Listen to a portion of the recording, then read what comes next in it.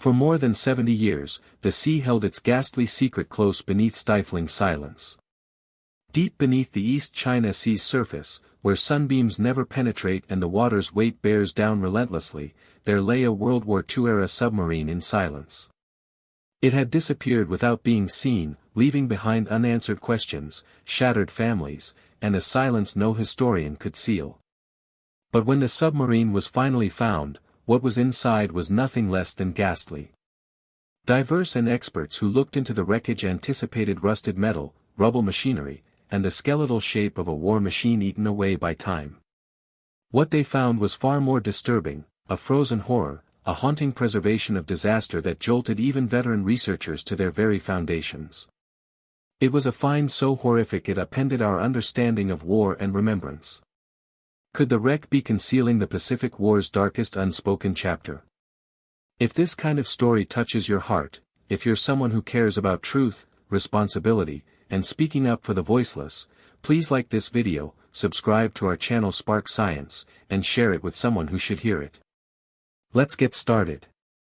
The gruesome find within the missing World War II submarine became known during the summer of 2019 when, after decades of attempts that ultimately failed and questions that remained unanswerable, a research mission delivered closure to one of the war's most chronicled enigmas. On a hot June day, the research ship RV Petrel crawled along the East China Sea. Its passenger, Tim Taylor, was an underwater researcher whose career had been spent searching for what happened to submarines that went missing during war. Ever since years back, everyone from families to naval historians and researchers had wondered what was the fate of the USS Greyback. With new technology, new leads, and dogged persistence, Taylor and his crew were on the verge of the truth. The USS Greyback was no ordinary submarine. She was of the Tambor class, a high-end design for her day, with increased endurance, heavier firepower, and the capacity to hit deep inside enemy waters. Her history got underway in Groton, Connecticut, at the Electric Boat Company shipyard on April 3, 1940. She was launched into the Thames River in January 1941, christened with ceremony and promise, a product of the new naval power. She was formally commissioned to service on June 30 of that year, under the command of Lieutenant Willard A. Saunders. Her initial months consisted of training cruises, drill and shakedown cruises, nothing that suggested the bloody fate that would await her. But in December 1941, when Japanese forces attacked Pearl Harbor, the world had changed forever. America was now at war, and in February 1942, the Greyback was steaming for Pearl Harbor to enter the bloody fray for domination of the Pacific. The years that followed were ones of success and danger in equal proportion. Patrol after patrol, the Greyback instilled fear in Japanese shipping routes.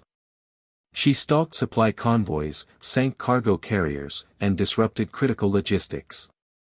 Every mission was risky, every encounter a razor's edge between survival and destruction. But the Greyback and her crew gained a reputation for unparalleled skill and courage. Their names were placed on naval reports as proof of America's determination at sea. But fate, as it always does in war, had other ideas. On January 28, 1944, the submarine sailed out on what would be her last patrol. Her instructions were simple: patrol the East China Sea, interdict Japanese shipping, and maintain the constant pressure against an already overstretched enemy. For weeks, she did just that. On February 24, messages verified that she had sunk 2 freighters. On February 25, a message reported the sinking of a tanker and damage to an assault transport. Her triumphs were hailed, but those words were the last ever heard by the Greyback. Silence followed after February 25. Weeks went by. The Navy waited for her to show up on her prearranged return point. Families waited for word, holding on to hope. But by March 30, 1944, the Greyback had been officially listed as lost at sea with all 80 men on board. Families were dealt a crushing blow. Parents wept, wives wondered about their futures, and children grew up hearing half a story about fathers who did not return. Generations were defined by sadness and questions that had no answer. Why could the submarine not be located?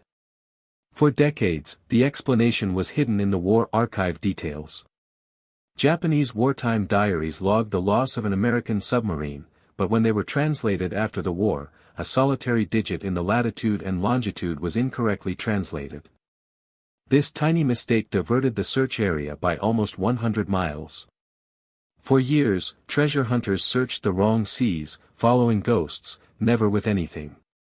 Then, in 2018, a Japanese researcher poring over Imperial Navy records discovered the error.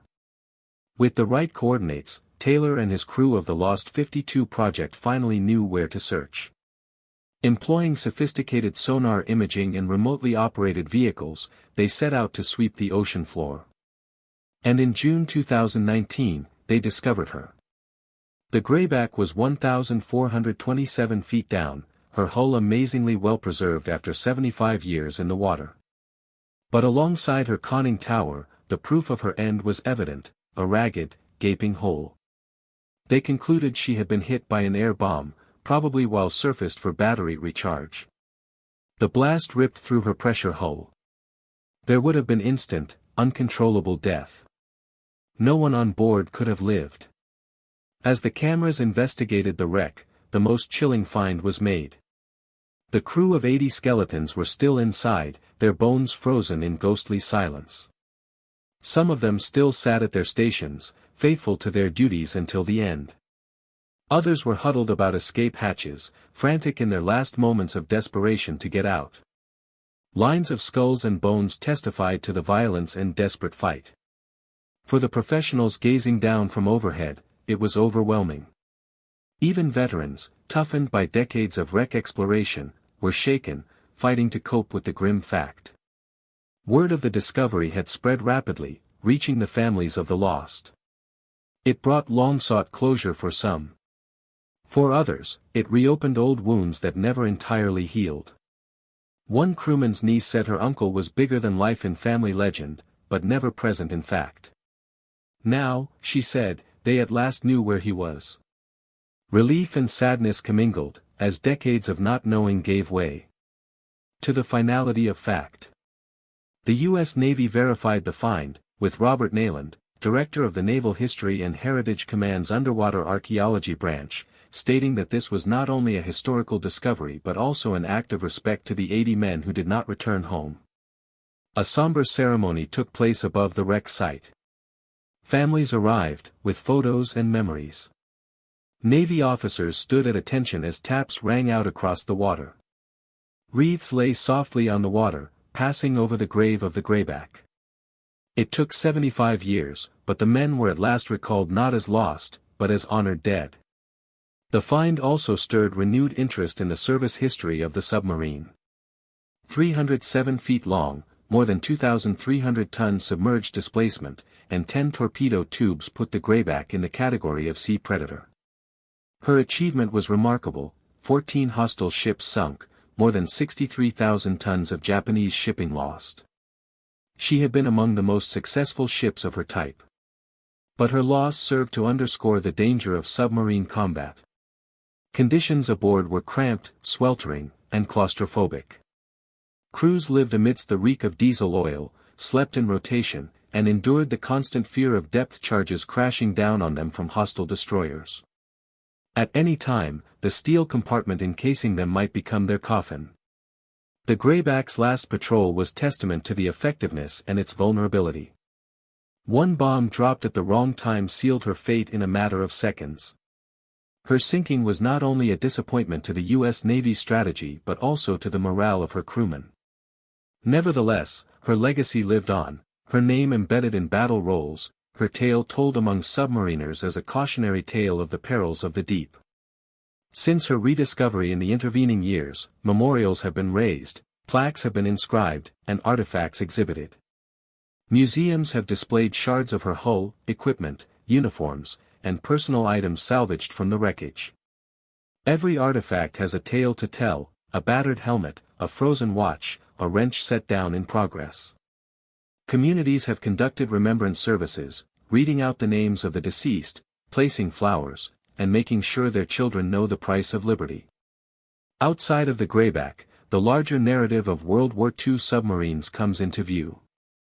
Noisemakers of their day, these silent hunters were among the most dreaded weapons of the war. Germany's U-boats preyed on the Atlantic, and American submarines choked Japan's lifelines in the Pacific. Submarines revolutionized naval warfare, compelling nations to create new defenses such as sonar, depth charges, and convoy escorts. But they were also brought with enormous human price. Of the U.S. Navy's 288 war-serving submarines,